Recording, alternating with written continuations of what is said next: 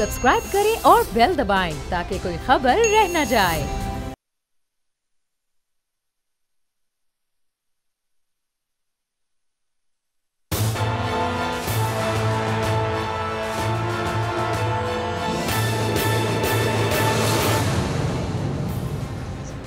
अस्सलाम वालेकुम नाज़रीन, मैं हूं आपका मेज़बान समी इब्राहिम और आप देख रहे हैं प्रोग्राम तज्ज़िया। मेरे साथ हैं अनवर अब्बास, हमारे फ़ॉरेन ऑफिस को कवर करने वाले सीनियर कॉरेस्पॉन्डेंट, और राना ताहिर जो एशियन न्यूज़ के ग्रुप एडिटर हैं। और जिन मौज़ूआत पर हम बात करेंगे उसमें एक तो वज़ीर-ए-आज़म साहब के हवाले से ये बयान आया था कि इसराइल को तस्लीम करने के हवाले से पाकिस्तान पर दबाव है। फ़ॉरेन ऑफिस ने उसकी तरदीद की है।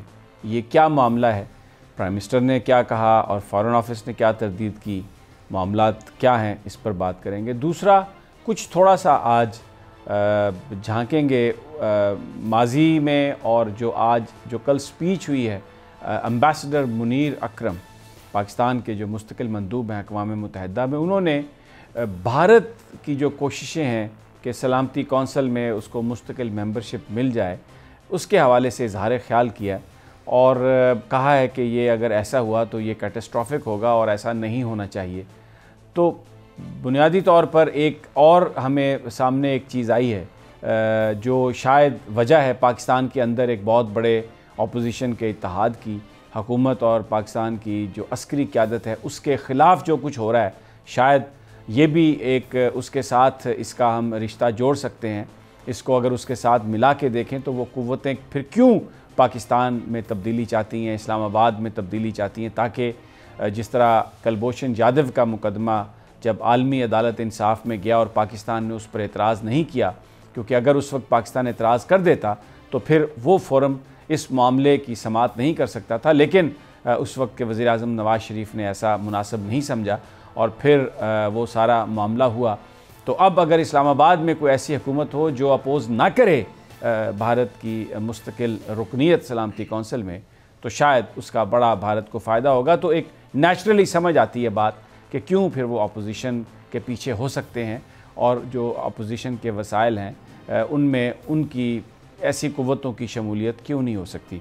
इसके अलावा आज उस्मान बुज़दार ने ये बात कही है कि मैं अब वज़ीर आला बन के दिखाऊँगा, और दो जो वज़ीर थे, एक मुराद रास और एक अंसर मजीद अंसर नियाज़ी साहब, उनकी अच्छी खासी सरजनश की है और मुराद रास साहब से कहा है कि आप जो बात जिस फोरम पर करनी हो उसी फोरम पर आप वो बात करें, और अगर आपको पता ही नहीं है कि आपके सेक्रेटरी को बाहर भेजा गया और जाना है, उन्होंने ट्रेनिंग के लिए जाना है तो इसलिए उनको तब्दील किया गया, तो मुनासिब होता कि आप यहाँ पर बात ना करते।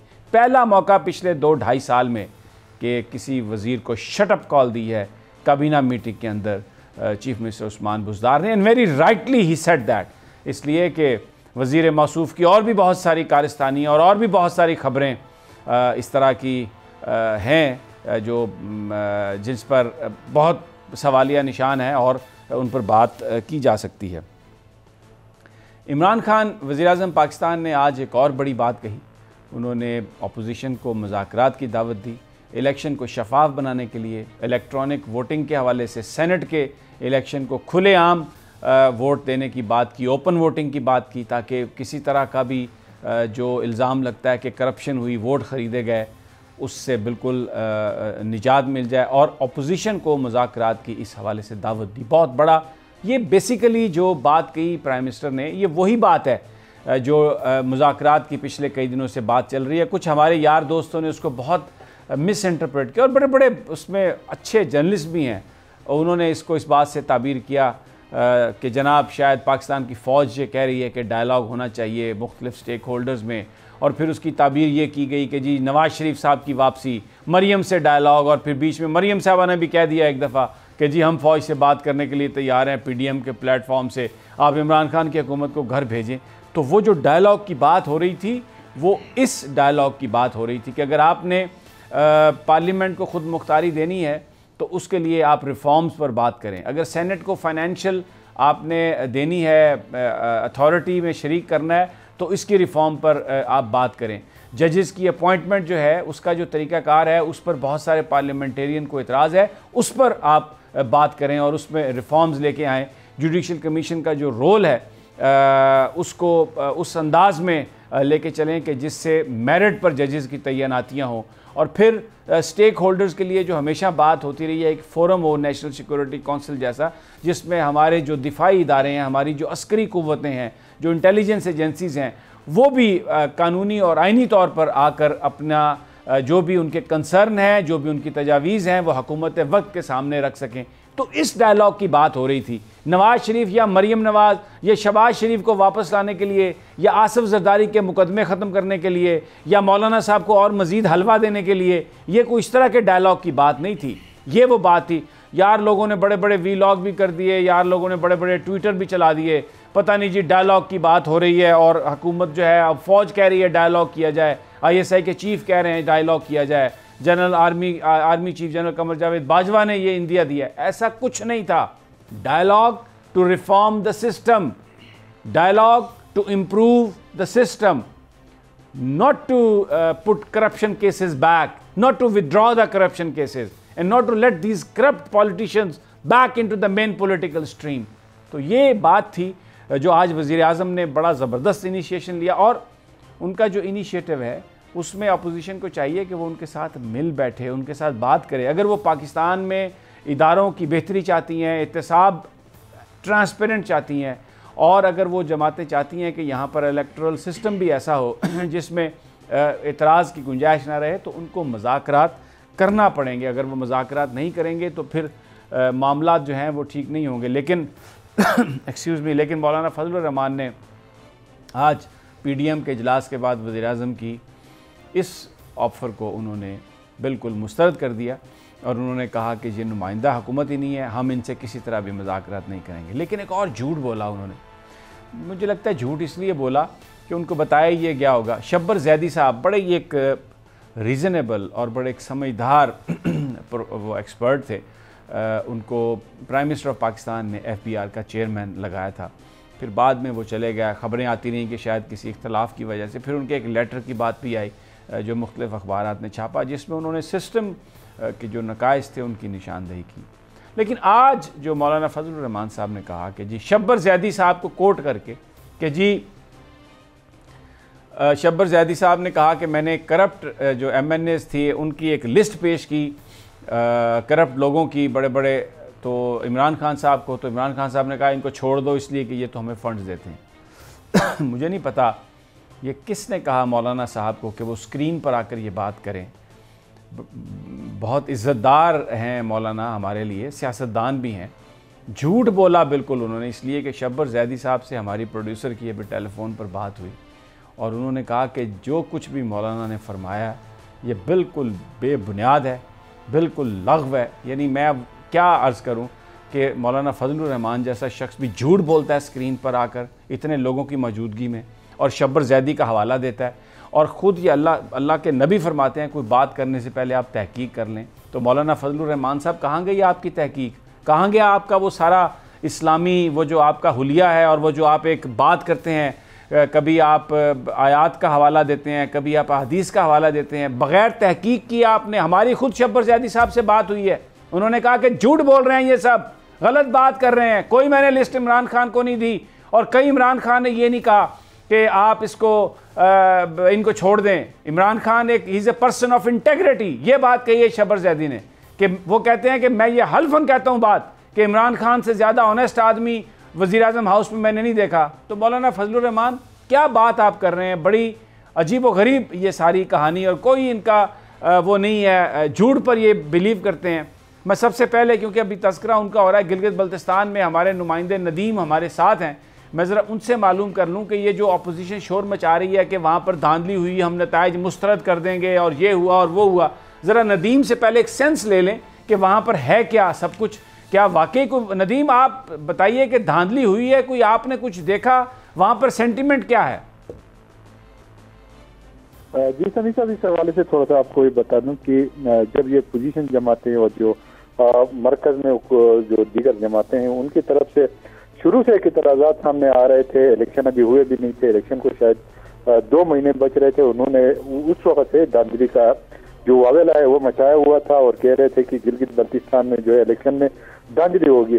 और आपको ये बता दें कि गिलगित बल्तिस्तान की तारीख में, और शायद हम ये कहें कि पाकिस्तान की तारीख में जो है पहली दफा बगैर फौज की निगरानी के जो है गिलगित बल्तिस्तान में इतराज उस पर भी किया था कि जो है वो उस मामले में जो है इलेक्शन के मामले में जो है फौज को न लाया जाए। इस हवाले से बात की जा रही थी। तो गिलगित बल्तिस्तान में इसमें सिर्फ गिलगित बल्तिस्तान पुलिस की तय किया गया था कि मुल्क के दीगर हिस्सों से बड़ी तादाद में जो है 5700 के करीब जो है वो जो अपने पुलिस और रेंजर्स और एफसी के एहलकार जो है वो लाए गए थे। साफ सुथरे इलेक्शन, हमने तो सारा दिन इलेक्शन के कवर किए, हमें कोई उस तरह की सूरत हाल नहीं दिखाई दी। और इस हवाले से जब भी कोई इस तरह का बयान आया, साहब हैं राजा शहबाज खान, वो हर दफा जब शायद वो अगर हसन इकबाल साहब प्रेस कॉन्फ्रेंस करते वो उस पर भी प्रेस कॉन्फ्रेंस बुला देते कि इनके इल्जाम का हमने इसी टाइम जवाब दे दूं ताकि ये मामला जो है इधर ही खत्म हो।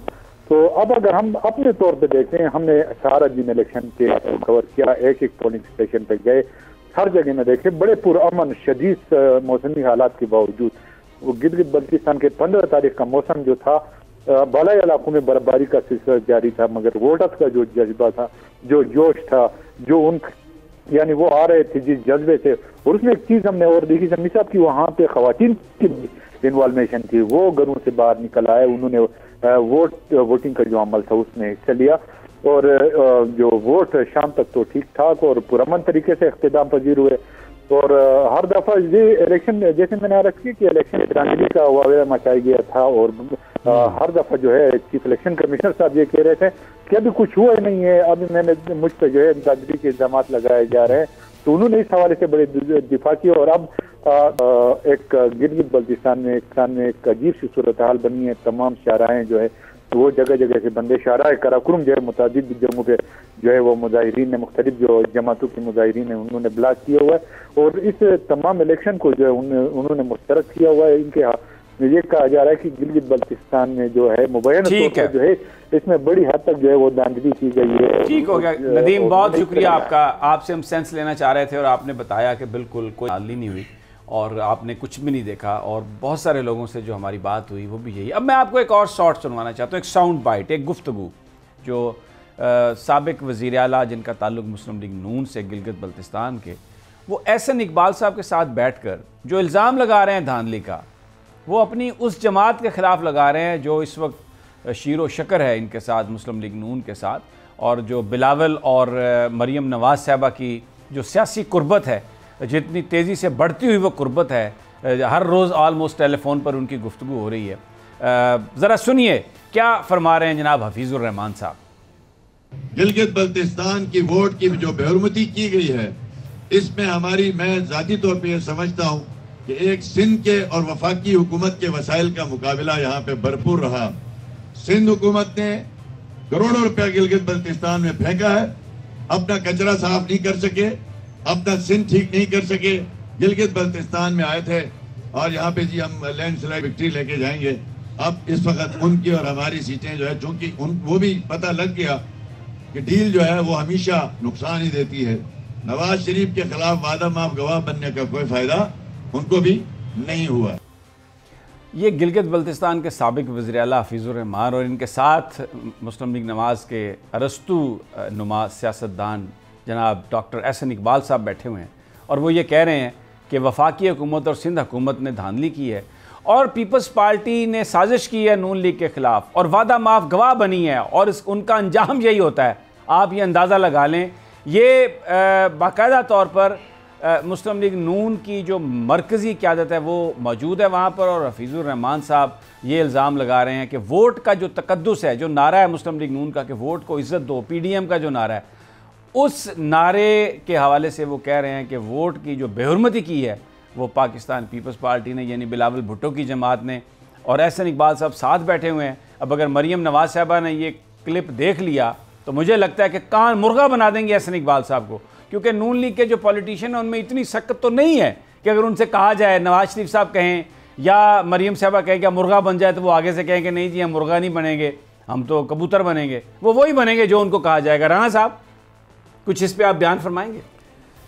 समी साहब देखें बात ये है, ये जो आपने हफीजुर रहमान साहब की गुफ्तगू अभी भाईजान सुनवाई है, इसके बाद नाम नहाद इत्तेहाद जो PDM का है और उसके सरबरा हज़रत मौलाना फजल रहमान साहब आज जो ख़िताब फरमा रहे थे कि PDM इन नताइज को मुस्तरद करती है, काश फजल रहमान साहब अपने ही एक बड़ी इत्तेहादी जमात मुस्लिम लीग नून के करता धरता, मुस्लिम लीग नून का सब कुछ गिलगित बल्तिस्तान में हफीज़ुर रहमान साहब हैं, उनको उन्होंने चीफ मिनिस्टर 5 साल बनाए रखा।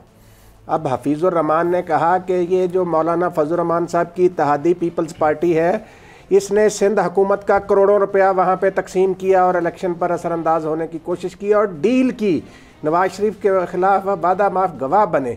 समी साहब, इससे ज़्यादा शर्मनाक रवैया और क्या हो सकता है कि मुस्लिम लीग नून का जो मेन कैंडिडेट मुस्लिम लीग नून गिलगित बल्तिस्तान का एक तरह के सरबराह है हफीज़ुर रहमान साहब, उन्होंने ये इल्ज़ाम पीपल्स पार्टी पर लगाया और मौलाना फजल रहमान साहब खड़े होकर कह रहे हैं कि जी ये वफाकी हुकूमत ने धांधली की। इससे बड़ी ज़्यादती और मुनाफ़कत और इन सियासी जमातों की क्या हो सकती है? बहरहाल उसकी एक वजह राना साहब ये है कि जो सियासी मोहब्बत है मोहतरमा मरियम नवाज़ साहबा की और जनाब बिलावल भुट्टो साहब की, उसमें तो दिन दुगनी रात चौगनी तरक्की हो रही है। यहाँ पे समी साहब मैं एक और अर्ज़ करूँ, वहाँ पे ये गिलगित बल्तिस्तान में पीपल्स पार्टी वाले एक और सौदा भी बेचते रहे हैं।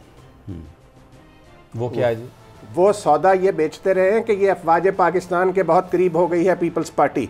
एक वहाँ पे कोई कॉर्नर मीटिंग हो रही थी, बिलावल भुट्टो साहब वहाँ बैठे हुए थे और इनका एक लीडर वहाँ पे तकरीर करके कह रहा था कि जी पीपल्स पार्टी को जो है ना हुकूमत देने का फैसला हो गया है GHQ। लेकिन अभी आपने राना साहब मेरी बात सुने, अभी आपने नदीम की बात सुनी जो हमारे नुमाइंदे थे कि ये गिलगित बल्तिस्तान का वो इलेक्शन था, पहला इलेक्शन जिसमें फ़ौज को नहीं बुलाया गया। ये फ़ौज की ज़ेर निगरानी इलेक्शन नहीं हुए, ये सिविल इंतजामिया ने इलेक्शन करवाए। तो GHQ का फैसला कैसे इंप्लीमेंट हो गया मुझे बताएं ना, फौज तो थी नहीं वहां पे। नहीं, वो तो ये कह रहे थे कि पीपल्स पार्टी को देने का फैसला हुआ। पीपल्स पार्टी को देने का फैसला नहीं, मैं ये इनकी मुनाफकत बता रहा हूँ। ये तो फैक्ट्स भी नहीं है ना कि ये मुनाफकत की इंतहा है कि एक तरफ तो ये एस्टेब्लिशमेंट चीखते हैं और दूसरी तरफ वहाँ गिलगित बल्तिस्तान के अवाम चूंकि पाकिस्तान की फौज से बहुत ज्यादा मोहब्बत करते हैं। राना साहब, बात ये है कि जब फौज ने इलेक्शन ही नहीं करवाए तो ये इशू ही कहां से आ गया कि GHQ में फैसला हो गया? नहीं, ये वहां पे समी साहब नवाज शरीफ के बयानियों के लोग मुस्तरद कर रहे थे। नवाज शरीफ का बयानिया तो मुस्तरद हुआ अपनी जगह पे, बात वो दुरुस्त है, लेकिन मैं ये कह रहा हूं कि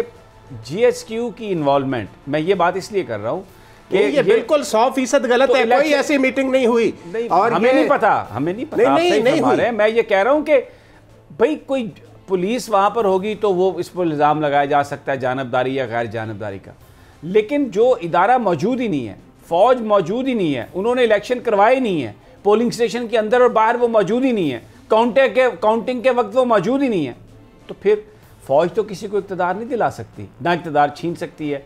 ये तो मुतालबा था, ये तो मुतालबा था उनका, जिसकी वजह से ये इस तरह से हुआ कि फ़ौज के बग़ैर इंतखाबात हुए सारे। और अब जो इन्होंने आज जो चार्टर ऑफ पाकिस्तान पेश किया है उसमें भी पहली दफ़ा मैं ये देख रहा हूँ, क्योंकि जरदारी साहब ने कहा था कि वही बात होगी जो PDM के प्लेटफॉर्म पर होगी, उसमें आज़ाद अदलिया का क़याम वो कह रहे हैं, तो इसका मतलब है कि अभी तक अदलिया आज़ाद नहीं है PDM के हवाले से। ये सारा रिलीफ जो मिल रहा है, बाहर भी नवाज शरीफ साहब गए अदालती फ़ैसलों के नतीजे में, लेकिन अभी आज़ाद अदलिया का क़याम अभी बाकी है ये, और भी पार्लियामेंट की खुद मुख्तारी भी बाकी है, और इसके अलावा इंसानी हकूक़ की बात एक बड़ी लंबी लिस्ट है। लेकिन इसमें पाकिस्तान की फ़ौज के सरबराह और ISI के इस्तीफ़े की बात नहीं जो नवाज शरीफ साहब करते हैं। बराह रास्त धांधली कराने की फ़ौज के हवाले से बात इसमें नहीं है। मौलाना फजलुर रहमान साहब ने तो ये ज़रूर कहा कि ये 2018 का रेप्लिका है और उसी की रिहर्सल की गई है, उसी को रिपीट किया गया है। हालांकि फ़ौज ना इलेक्शन करवाने में थी वहाँ पर गिलगित बल्तिस्तान में, ना पोलिंग स्टेशन के अंदर थी, ना पोलिंग स्टेशन के बाहर थी, लेकिन मौलाना फजलुर रहमान ये कह रहे हैं कि हमारी तो वही बात है, और फिर कि हम चाहे कुछ भी हो, कोरोना की वजह से अगर जलसे हुकूमत इजाज़त नहीं देगी तो भी हम जलसा करेंगे। ऐसा लग रहा है कि आवाम की सेहत और कोरोना के हवाले से, मैं राना सनाउल्लाह साहब को सुन रहा था, वो कह रहे थे कोरोना नाम की चीज़ ही कोई नहीं है, अल्लाह ताला किसी दुश्मन को भी ना करे। अभी पिछले दिनों हमारे बहुत ही प्यारे साथी, हमारे कुलीग जियो के अरशद वहीद चौधरी, अल्लाह उनको जन्नत नसीब करे, उनका इंतकाल हुआ कोरोना से। इंतहाई यंग थे और बहुत ही अफसोसनाक था सब कुछ हमारे सामने, हमारी आंखों के सामने हुआ। इसी तरह पेशावर हाई कोर्ट के चीफ जस्टिस वकार अहमद सेठ भी उनका भी इंतकाल हुआ यहीं कलसूम हॉस्पिटल में। तो बहुत सारे जो लोग हैं वो बीमार होकर जा रहे हैं इस दुनिया से, और ये इतनी खौफनाक बीमारी है कि अमेरिका जैसा मुल्क भी इस वक्त चीख रहा है, रो रहा है। राना सनाउल्लाह साहब कह रहे हैं कि ये कोरोना का बहाना करके जलसों से पीछे हटा रहे हैं। मौलाना फजलुर रहमान भी यही बात कर रहे हैं। तो बेसिकली इन कायदीन को अवाम की सेहत का कोई एहसास नहीं। ये तो स्टेज पर बैठते हैं, दूर दूर बैठते हैं, ये तो मास्क भी पहन लेते हैं, इनकी गाड़ियों में कोई भी नहीं आता, लेकिन वो जो हजूम है, जो बिल्कुल जो साथ साथ खड़ा होता है, उनकी सेहत का इनको कोई ख्याल नहीं है। अपनी सियासत, अपने मकासद, अपने ऑब्जेक्टिव ज़्यादा अजीज़ हैं। अवाम की जो सेहत है, अवाम की जो ज़िंदगी है, का इन्हें कोई किसी तरह का भी एहसास नहीं है। आज ये बात वाज़े हो रही थी। बहरहाल अब ज़रा अनवर अब्बास हमारे साथ हैं, लेकिन मुझे साथ ही कह दिया गया कि ब्रेक ले लें। तो जब ब्रेक से वापस आते हैं तो जो वज़ीर-ए-आज़म इमरान खान के इसराइल की रिकग्निशन के हवाले से जो एक कंट्रोवर्सी जनरेट हुई है उस पर बात करेंगे। और एम्बेसडर मुनीर अकरम ने जो अक़वाम मुत्तहिदा में जो तकरीर की है उसका ताल्लुक़ पाकिस्तान की इंटरनल पॉलिटिक्स से कितना है, और PDM इस वक्त जो करना चाह रही है उसका इससे कितना ताल्लुक़ हो सकता है, ये सब एक छोटे से वक्फे के बाद।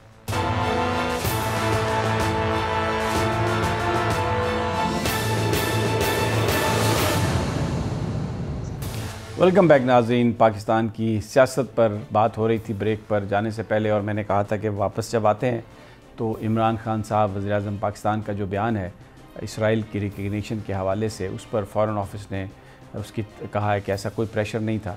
तो ये सब कुछ क्यों हुआ? लेकिन इससे पहले एक बात का तज़किरा ज़रूरी है, क्योंकि इसका ताल्लुक़ पाकिस्तान की डोमेस्टिक पॉलिटिक्स से है।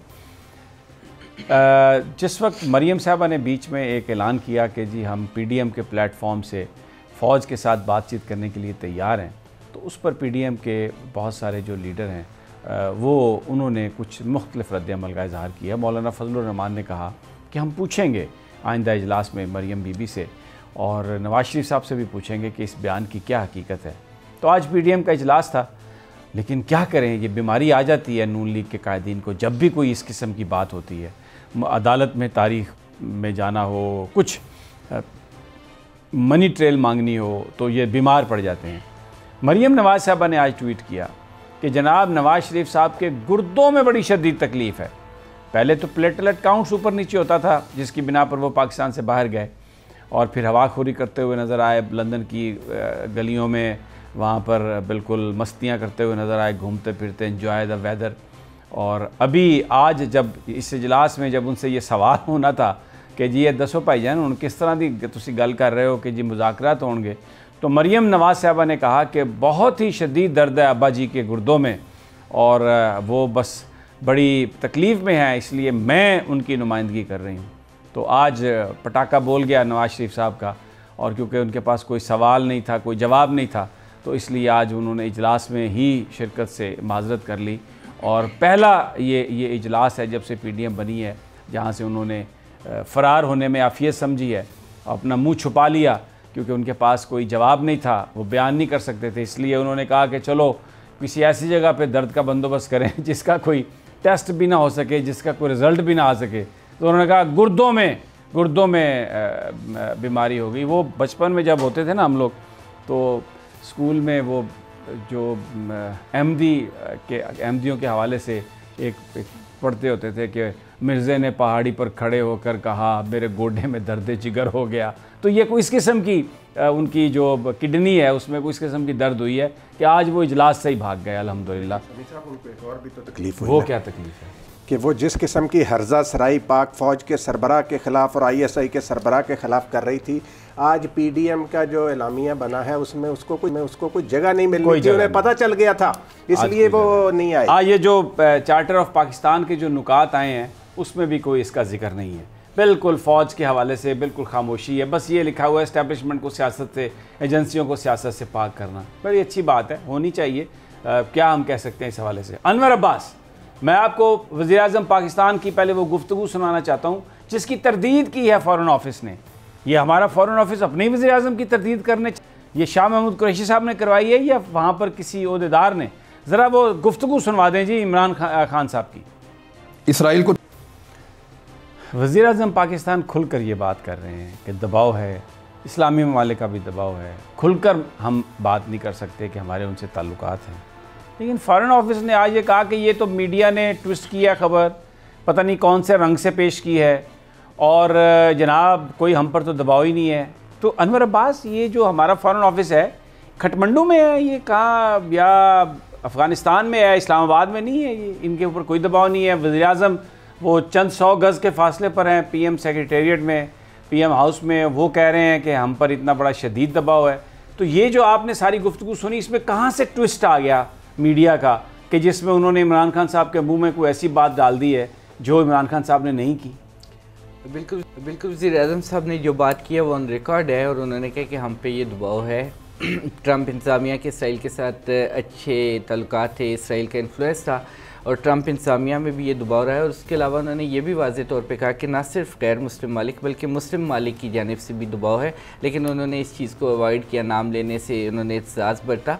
दूसरी जानब आज तर्जुमान दफ्तर ख़ारजा ने जो बयान जारी किया उसमें उन्होंने ये वाज़ेह कहा कि ये बेबुनियाद ख़बर है, इसकी कोई हकीकत नहीं है। यानी वज़ीर-ए-आज़म इमरान खान, वज़ीर-ए-आज़म पाकिस्तान बेबुनियाद बात करते हैं, ज़ाहिद हफीज़ साहब ये कह रहे हैं, ऐसी गुफ्तगू करते हैं जिसकी कोई बुनियाद ही नहीं है। ये पाकिस्तान का फ़ॉरेन ऑफिस कह रहा है अनवर अब्बास। जी बिल्कुल, उन्होंने कहा कि ये बेबुनियाद मीडिया रिपोर्ट्स हैं। वज़ीर-ए-आज़म के हवाले से मीडिया रिपोर्ट्स पे उन्होंने बात की कि जो छपी हैं मुख्तलिफ मीडिया में इंटरनेशनली। ये बयान वज़ीर-ए-आज़म पाकिस्तान का इंतहाई सच्चा बयान, बिल्कुल पाकिस्तान की कौम को वो बता रहे हैं कि क्या वो किस तरह के प्रेशर फेस कर रहे हैं, कैसे वो मामलात को आगे ले जाने की कोशिश कर रहे हैं। और क्योंकि ये कायद-ए-आज़म का फरमान है, इसलिए वो कोई इस पर कंप्रोमाइज़ नहीं कर सकते। हमारा फ़ॉरेन ऑफिस हमारे ही वज़ीर-ए-आज़म को झुठला रहा है, कह रहा है बेबुनियाद ख़बर है। और वो जैसे हमने कल राना कासम नून की चलाई थी जिसमें वो कह रहे थे कि ये अखबारी नुमाइंदों को ख़बरें देते हैं, तो ये आज कह रहे हैं फ़ॉरेन ऑफिस वाले भी कि जनाब ये तो मीडिया ट्विस्ट करता है और पता नहीं ये इन्होंने क्या कह दिया, और वज़ीर पाकिस्तान पर तो कोई दबाव ही नहीं है। अनवर अब्बास, ये तो अपने वज़ीर-ए-आज़म की जड़ें काट रहे हैं। बिल्कुल, हालांकि हमें इसको इस एंगल से देखना चाहिए कि एक सुपर पावर का दबाव होने के बावजूद एक प्राइम मिनिस्टर स्टैंड ले रहा है और वो कह रहा है कि हम अपनी बात पे कायम हैं। जो कायद-ए-आज़म का बयान है हम उसके मुताबिक चल रहे हैं, और हम 2 रियासती हल के हामी हैं, इसराइल फ़लस्तीन जिसका कि दारुल हुकूमत बैतुल मक़दस होगा, और 1967 बॉर्डर्स होंगे। अब एक प्राइम मिनिस्टर तो स्टैंड ले रहा है, लेकिन अफसोसनाक बात यह है कि फ़ॉरेन ऑफिस जो है वो स्टैंड लेने से कासर है। उसकी वजह ये तो नहीं है कि ये सारे जो हमारे सफारतकार बाहर जाते हैं उनकी बड़ी अक्सरियत जो है वो अपने बच्चों को वहाँ सेटल करती है, फिर उसके बाद वहाँ के रेजिडेंस लिए जाते हैं, वहाँ पर कोई कारोबार शुरू किए जाते हैं और वापस आने का ये नाम नहीं लेते। तो अब इतनी मोहब्बत और वफादारी उनसे ना उसका इजहार करें तो फिर कैसे सेटल होंगे? या बहुत सारे वो हैं जिनके पास ग्रीन कार्ड हैं, येलो कार्ड हैं, पीले कार्ड हैं, नीले कार्ड हैं, पता नहीं किस तरह के किस रंग के पासपोर्ट हैं। ये वजह हो सकती है। असल में शायद ये लोग खुद अभी तक कंफ्यूज हैं कि हमने यार ये कंफ्यूज है, ये आप भी डंडी मार रहे हैं। ये कंफ्यूजन की बुनियाद पर बात की गई है। मुझे बताएं, ये बयान आपने सुना, इसमें आपको क्या कंफ्यूजिंग नजर आई चीज? नहीं, मैं इस वाले से बात नहीं कर रहा, मैं इस वाले से बात कर रहा हूँ कि ये लोग इस तरह कंफ्यूज हैं कि ये जो वक्त है इस वक्त हमें चूज करना भी रोज जाना होता है ना ब्रीफिंग के लिए फॉरेन ऑफिस में, तो आप भी कह रहे हैं कि ये कंफ्यूज, ये इतने मक्कार लोग हैं, मैं आपको बताऊं ये इतने ज़हीन लोग हैं, और ये जो कोई भी ख़ास तौर पर जो फ़ॉरेन ऑफिस के लोग हैं इनकी ट्रेनिंग ही ऐसी होती है, ये इनका काम ये अल्फाज का कारोबार होता है। ये अपनी मक्कारी की वजह से पूरी दुनिया में नोटोरियस होते हैं हर तरह के फ़ॉरेन ऑफिस के लोग। तो आप इन्हें कह रहे हैं कि ये कंफ्यूज नहीं, मैं इस सेंस में बात कर रहा था कि इस वक्त जो दुनिया में हमें चीन और अमेरिका में से एक को चूज़ करना है। एक तरफ हमारा CPEC है, एक तरफ वो अमेरिका है। हम कह चुके हैं हमारा मुस्तकबिल चीन के साथ है, क्या चूज़ करना है भाई? इन्होंने चूज़ करना है। ये तो भाग के जाते हैं, अपने बच्चों को सेटल करते हैं वहाँ पे। फॉरेन ऑफिस में अमेरिकी लॉबीज मौजूद है, उनका इन्फ्लुएंस, तो फिर ये कंफ्यूजन तो नहीं आना चंदा। फिर ये तो वो सीधी सीधी हठधर्मी और सीधी सीधी बेईमानी से काम ले रहे हैं ना, जो उन्होंने जो बात कही है। दूसरा ये एक मैंने देखा है कि चूंकि मैं कवर कर रहा हूँ काफ़ी अरसे से, तो ये अरब नैरेटिव को सामने रखते हैं और शायद ये अपने आप को अरब समझते हैं। अच्छा, ये समझते हैं कि ये बड़ी अच्छा। इस पर एक छोटा सा हमें वक्फा लेना। पर ये कहा जा रहा है, ये बड़ी इंटरेस्टिंग बात की है कि हमारे फॉरेन ऑफिस अपने आप को अरब समझते हैं, हालांकि अजमी है, इनको तो घास नहीं डालता, इनको तो अरबी नज़दीक नहीं आने देते, लेकिन ये पता नहीं क्यों अपने आप को अरब समझते हैं। इस पर बात करेंगे छोटे से वक्फे के बाद।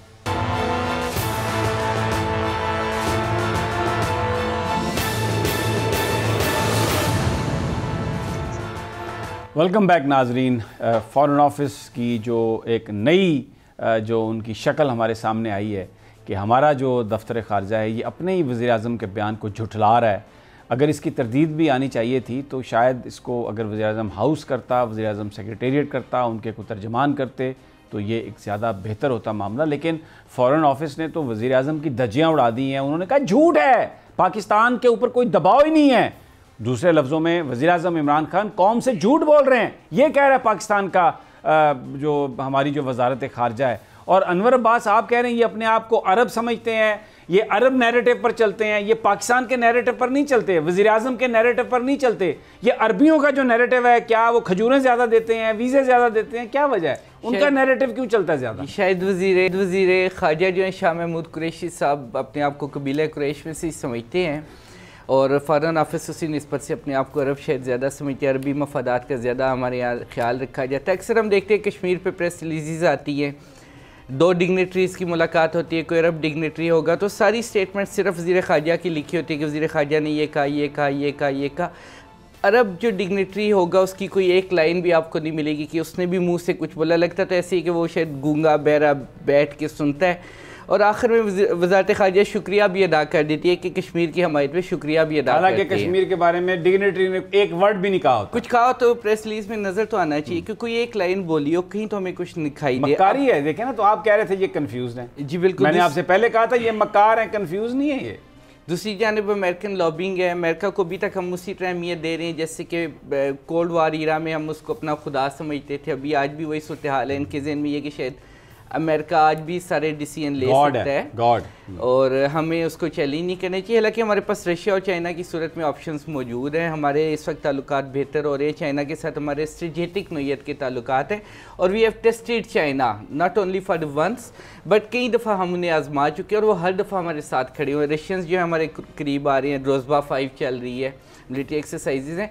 इसके बावजूद हम एक उम्मीद लगा के बैठे कि शायद हमें अमेरिका के ख़िलाफ़ कोई एक लफ्ज़ नहीं कहना। अमरीकी दबाव है लेकिन उसके बावजूद फॉरेन ऑफिस कहते हैं नहीं जी ये खबर आप ये कह रहे हैं कि अमरीकी सुंडियां जो हैं उन्होंने भरपूर हमला कर रखा है फॉरेन ऑफिस पे। बिल्कुल, एक और कोई बड़ा जबरदस्त कोई चाइनीज स्प्रे चाहिए जो इन सुंडियों से निजात दिलाए पाकिस्तान को। डेफिनेटली एक स्प्रे की जरूरत है ताकि पाकिस्तान एक नहीं कम से कम 5-6 स्प्रेज बड़े। जी बिल्कुल, पहले तो चाइना का स्प्रे हो, फिर उसके बाद कोई रशियन मेडिसिन ऐसी आए जो आके इन सुंडियों का सफाया करे। बिल्कुल, हमें अपने हक़ाइक़ को देखते हुए अपने मफादात को सामने रखते हुए, मैं ये नहीं कहता कि हमें ताल्लुकात ख़राब कर लेने चाहिए। हमारे साथ एक हमसाया मुल्क है ईरान, ईरान के सऊदी अरब के साथ भी अच्छे ताल्लुकात हैं। अज़रबैजान है, उनके रशियंस के साथ भी अच्छे ताल्लुकात हैं, वो अमरीकियों से भी फ़ायदा उठा रहे हैं। हम ऐसी खारजा पॉलिसी क्यों नहीं ला सकते? इसमें आप मैं देखें, इसमें बात यह है कि हम फ़ायदा उठा रहे हैं लेकिन हमारे इंडिविजुअल फ़ायदा उठा रहे हैं। फ़ॉरेन ऑफिस में जो लोग काम करते हैं इनकी प्रॉपर्टीज़ हैं, इनके पास ग्रीन कार्ड्स हैं, इनके पास और बहुत कुछ है। और जो पॉलिटिशियंस हैं उनके पास भी दुबई में, अमेरिका में, इधर उधर लंदन में प्रॉपर्टीज़ हैं, ब्लैक मनी है, लेकिन और वो उनको वापस भी नहीं करते, तो वो फ़ायदा उठा रहे हैं। अगर कोई फ़ायदा नहीं उठा रहा तो इस मुल्क के गरीब आवाम नहीं उठा रहे। अगर कोई नुकसान आ रहा है तो वो इस बेचारे पाकिस्तान को आ रहा है जिसको क्रिएट इसलिए किया गया था कि यहाँ पे मुसलमान इज़्ज़त और एहतराम से अपनी अक़दार के मुताबिक ज़िंदगी गुजार सकेंगे। अब थोड़ा सा आ जाएँ, एम्बेसडर मुनीर अकरम ने जो अक़वाम मुत्तहिदा में तकरीर की है जिसमें इंडिया जो बनना चाह रहा है सिक्योरिटी काउंसिल का मुस्तकिल रुकन, और जैसे वो ब्राज़ील, जर्मनी और इंडिया और एक और मुल्क जापान, ये मिलकर तो कोशिश कर रहे हैं कि हमें मुस्तकिल मेंबरशिप मिल जाए। और पाकिस्तान जो यूनाइटेड फॉर कंसेंसस ग्रुप जिसको इटली और पाकिस्तान लीड कर रहे हैं, तो एक अनवर अब्बास ये वजह भी तो हो सकती है ना कि भारत ये चाहता हो, अमेरिका ये चाहता हो कि पाकिस्तान में इमरान खान की हुकूमत तब्दील हो,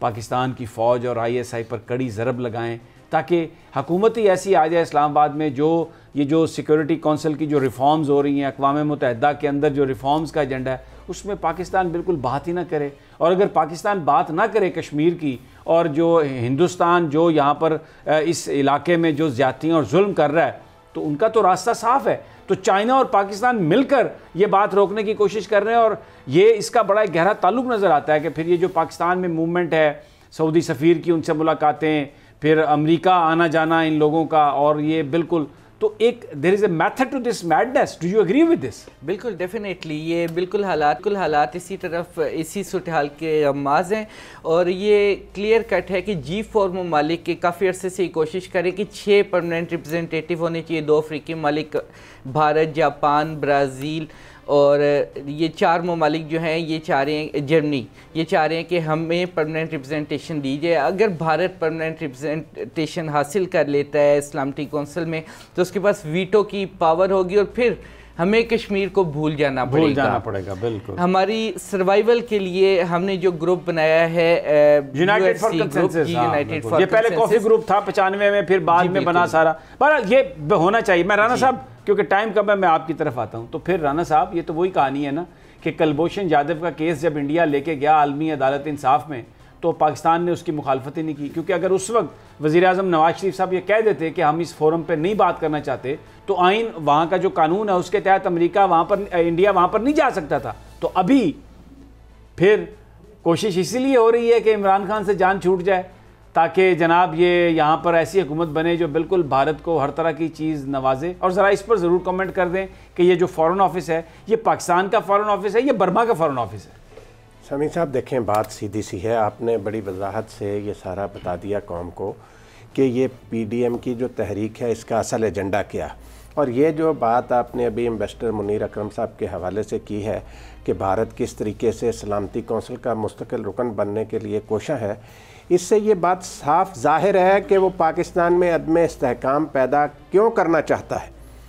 अभी जिस तरीके से DG ISPR ने भारत की साजिशों को बेनकाब किया, दुनिया के सामने रखा, उसका मकसद भी यही था कि ये जो मुस्तकिल मेंबर सलामती कौंसिल का बनने की कोशिश कर रहा है, वो दुनिया को बताया जाए कि भारत एक दहशतगर्द मुल्क है। और समीर साहब, हमारे मुल्क में आपने बिल्कुल 100% सही बात की। ये कुलभूषण के आजकल बड़ा करते हैं कि जी इमरान खान ने तो स्टैंड लिया।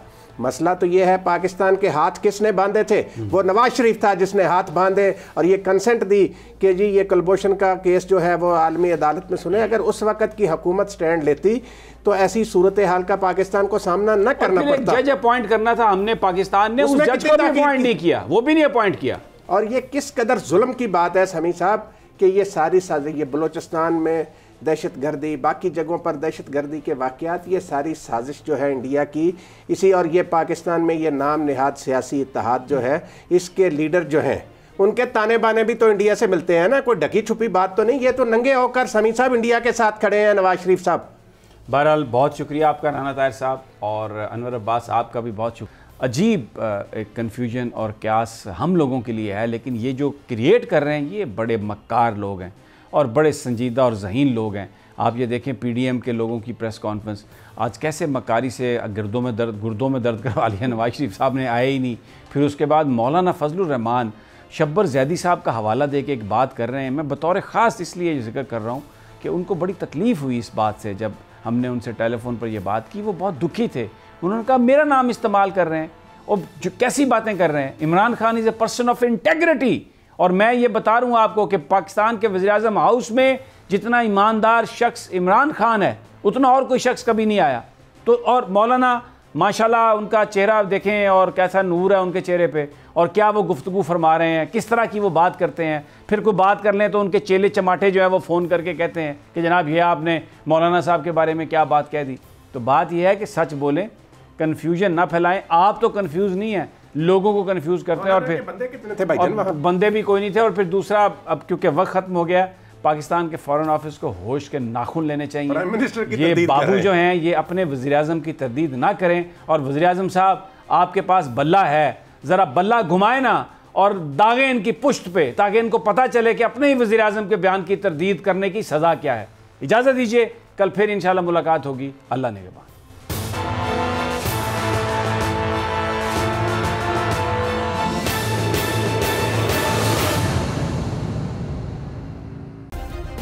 सब्सक्राइब करें और बेल दबाएं ताकि कोई खबर रह न जाए।